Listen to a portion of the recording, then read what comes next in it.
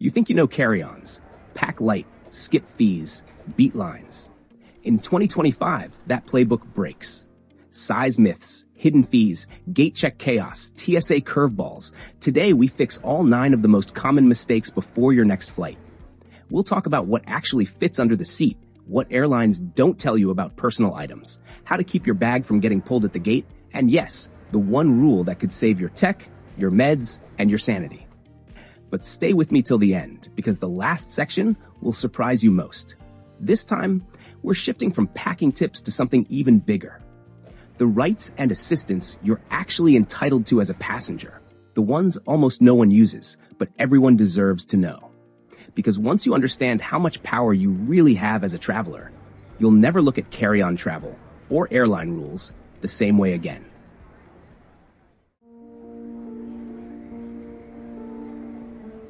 The first trap most travelers fall into? Thinking their carry-on is automatically included. That sleek little suitcase you bought to dodge checked bag fees can still surprise you, especially on ultra-low-cost carriers like Spirit, Frontier, or Ryanair. The fine print matters. Depending on your fare type or boarding group, a carry-on may cost more than a checked bag once all fees are added. The catch isn't always hidden. It's often just overlooked. You see a bargain fare, feel like you scored a win, then realize the carry-on allowance wasn't part of that basic ticket. By the time you check in, the add-on fee, sometimes $50 to $60, turns the deal upside down. And even after you've paid, there's another twist. At crowded gates, staff may still gate check bags when overhead bins fill up. It's not random or malicious, it's space management. Still, it means anything you packed inside, meds, laptop, documents, chargers, suddenly rides in the cargo hold, out of reach, until landing. That's why passengers start hovering near the boarding lanes well ahead of their group being called. Flight crews even have a name for it: gate lice.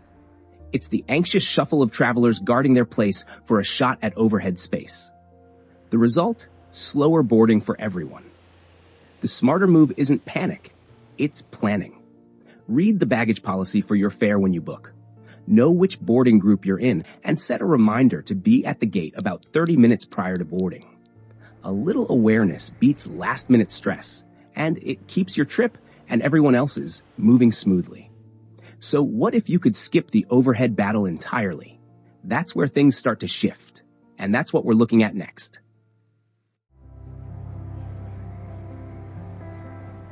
Here's what frequent flyers are quietly doing in 2025.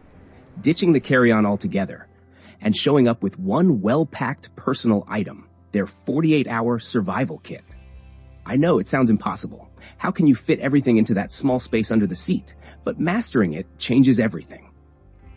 First, it's the one bag that's truly yours, always within reach, never gate-checked, never out of sight. If it fits under the seat, it flies with you. Inside should live your 48-hour essentials: medication, chargers, documents, a fresh shirt, travel-sized toiletries, snacks, and anything you can't replace if your main luggage goes missing. Even if your flight's delayed or rerouted, you'll still have what you need to function, and that peace of mind is worth every cubic inch. Second, remember the 1+1 rule. One carry-on and one personal item doesn't mean you can add a third purse or sling bag. At most airports, small extras, like a handbag or camera case, still count as another item. The trick? Nest it. Slip your purse, clutch, or crossbody into your personal item before boarding. Once you're seated, you can pull it back out without anyone blinking. And about the weight myth, yes, in the US, airlines rarely weigh underseat bags. But that's not universal. In Europe and Southeast Asia, some budget carriers do weigh personal items at the gate. The safest move? Pack compactly. Keep the shape low profile, and don't let it bulge like it's hiding a bowling ball. Traveling with a pet? The pet carrier counts as your personal item. So if your furry co-pilot is under the seat, you'll need to reorganize your 48-hour kit into your pockets or a slim pouch. Most airlines will let you slide smaller essentials beside the carrier, but only if it doesn't block legroom. This isn't about packing less. It's about packing smarter. When you start seeing your personal item as more than just a small bag, it becomes your lifeline, your travel command center that keeps everything important within reach. And now that you've got the right mindset, let's talk about how to actually make it all fit. Starting with the packing trick that completely changed how I travel.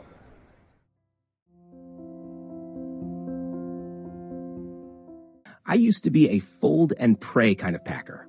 Stack it, smash it, and sit on the bag if needed. Hope the zipper holds. Then I found out about the Ranger roll, straight from the military. And no joke, it cut my packing volume in half. Here's how it works. Lay your shirt flat, fold a small lip at the bottom to create a pocket, smooth everything out, then roll it up tight like a burrito. The last step, tuck that roll into the pocket you made. Boom. It locks itself in place and stays neat the entire trip. It's like turning every piece of clothing into a perfectly sealed travel capsule. I use this for a 5-day trip to New York. Layers, weird weather, backup outfit in case I spilled coffee on myself. Still fit everything into one personal item. No carry-on, no checked bag. A single backpack, packed like a special ops mission. The best part? Rolling this way actually made packing kind of fun. Like Tetris, but your reward is clean clothes instead of a high score. But don't stop there. After you've rolled everything up, there's a way to make it even better. More compact, more efficient, and with a hint of that travel magic. That's what we're diving into next.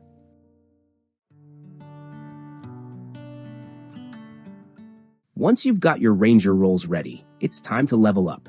Enter the compression cube. At first glance, it looks like a packing cube. But the second zipper is where the magic happens. You load it up with your perfectly rolled clothes, zip it closed like normal, then pull the second zipper all the way around. That extra layer squeezes out the air, flattens everything, and just like that, your pile of bulky clothes becomes a dense little brick. Forget pumps or vacuum bags, this thing does the job on its own. It proved its worth on my winter trip to Chicago. Jeans, thermals, and a hoodie all fit under the seat in one backpack. No checked bag required. One backpack, and a quiet sense of victory. Here's what most people miss though. Compressed doesn't mean lighter. Your cube might look smaller, but the weight's still the same. Cram too much, and you'll blow past the airline limit, or end up with a brick that refuses to flex when you zip your bag. The trick is balance. Pack tightly, but leave a little give so your suitcase can breathe and still close easily. Compression cubes shine with thicker fabrics, sweaters, sweatpants, fleece, the kind of gear that usually hogs space like it's paying rent.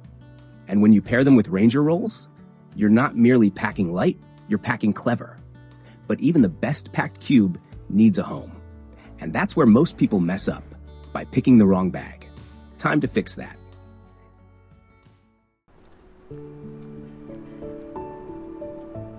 This is where a lot of people blow it. They do everything right. Roll their clothes, use compression cubes, plan every outfit, and then cram it all into a floppy tote that collapses under pressure. All that smart packing? Wasted. Here's the truth. When airlines say personal item, they don't mean tiny. They mean it must fit under the seat in front of you. That's it. So don't sell yourself short here. Take a moment to check your airline's personal item size limits. They're usually buried deep in the baggage section of the website. Then pick a bag that gets as close to those limits as possible without going over. In the US, most airlines allow a personal item around 18 by 14 by 8 inches.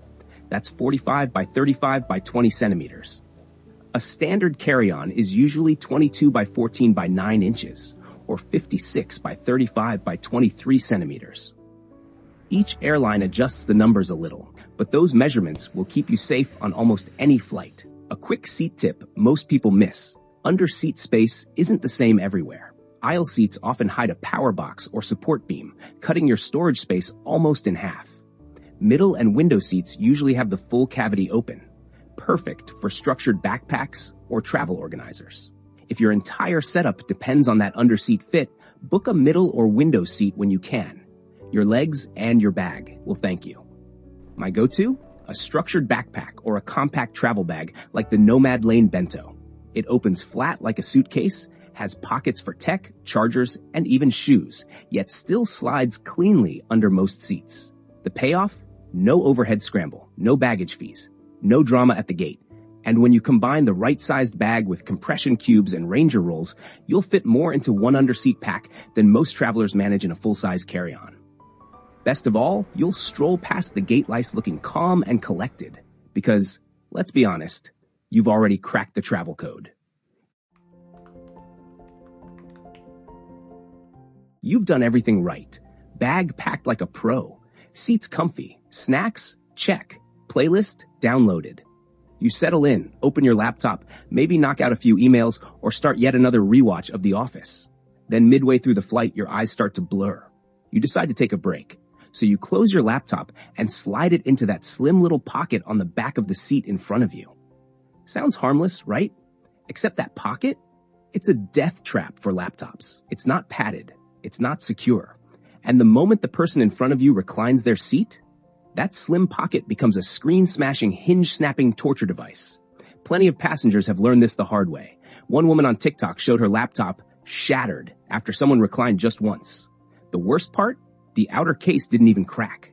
It was all internal, silent, expensive. And if that doesn't get you, the germs might. That seat pocket? It's where dirty tissues off snack crumbs and mystery goo go to retire. Not where you want your $1,000 MacBook chilling for 3 hours. The better move? Slide your laptop back into the padded sleeve in your personal item. Yes, even if it's only for a short break. It takes 5 seconds and could save you a repair bill and a whole lot of regret. Let your laptop rest safe. It's done enough already.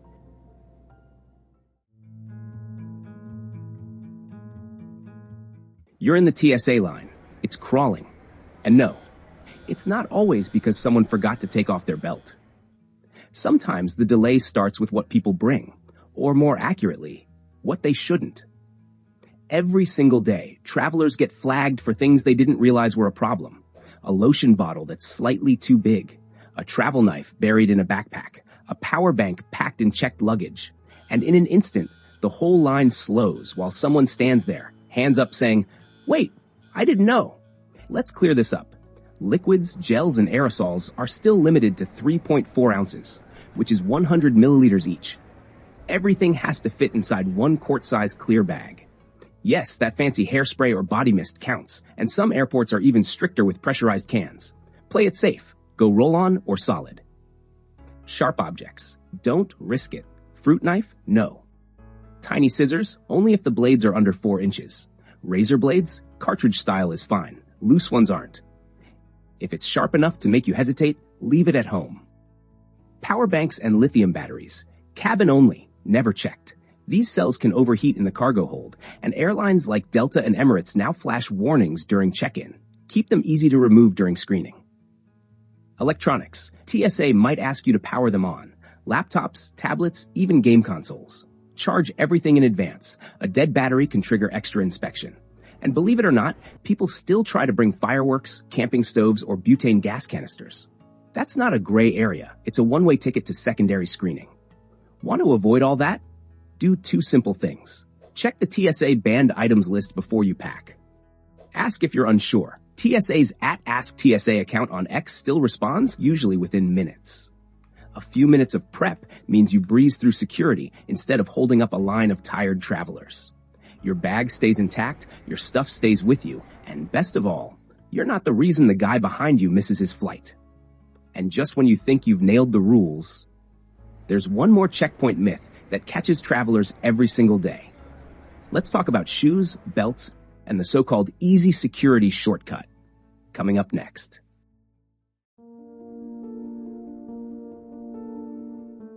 Ever felt like the airport was testing you?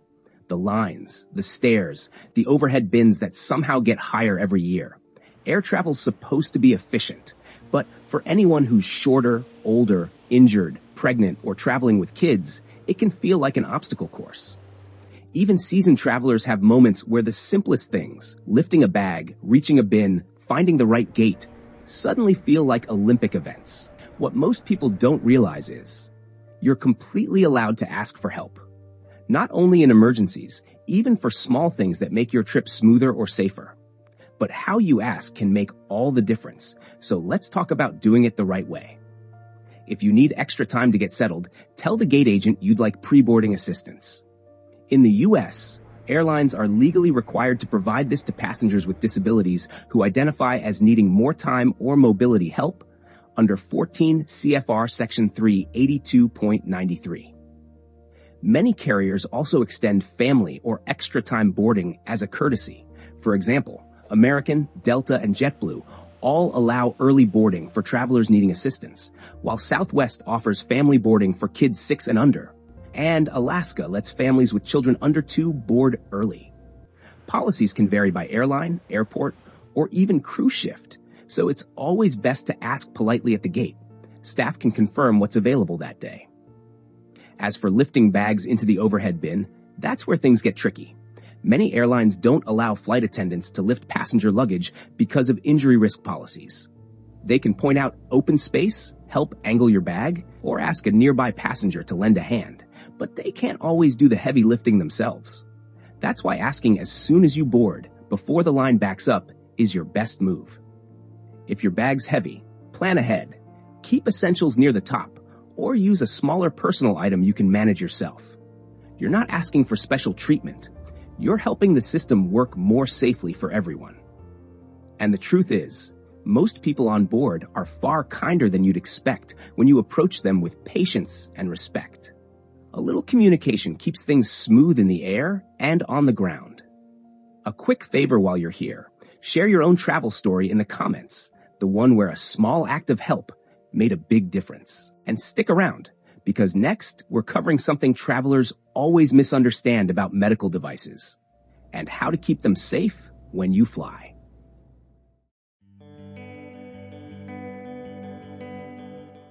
There's a quiet myth that keeps sneaking through airports. That couldn't be further from the truth.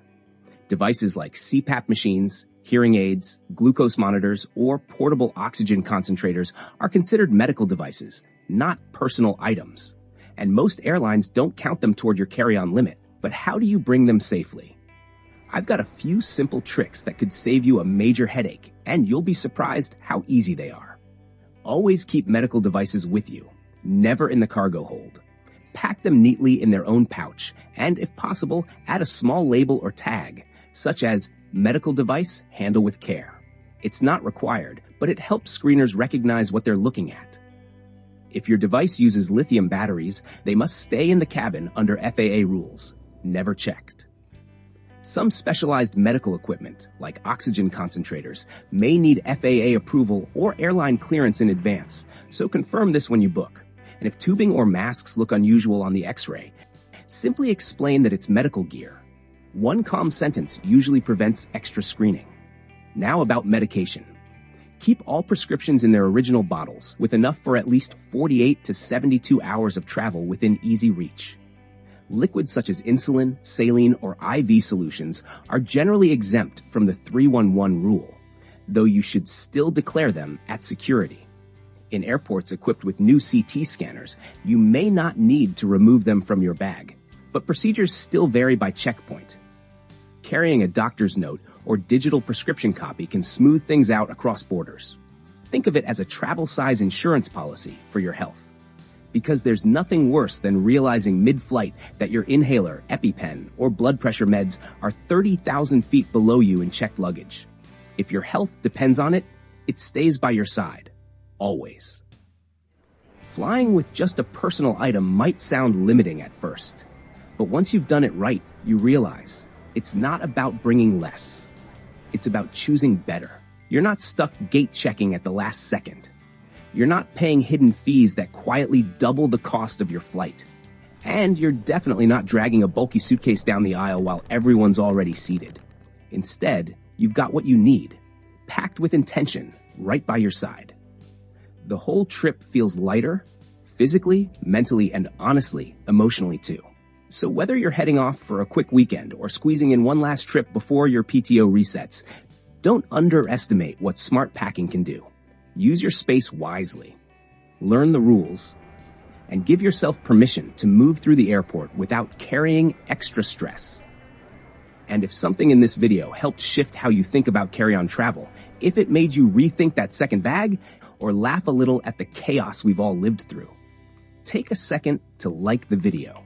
Share it with someone who always packs just in case and ends up needing none of it. And if you've ever had your carry-on pulled last minute or have a TSA story that still haunts you, Tell me about it in the comments. I read every single one.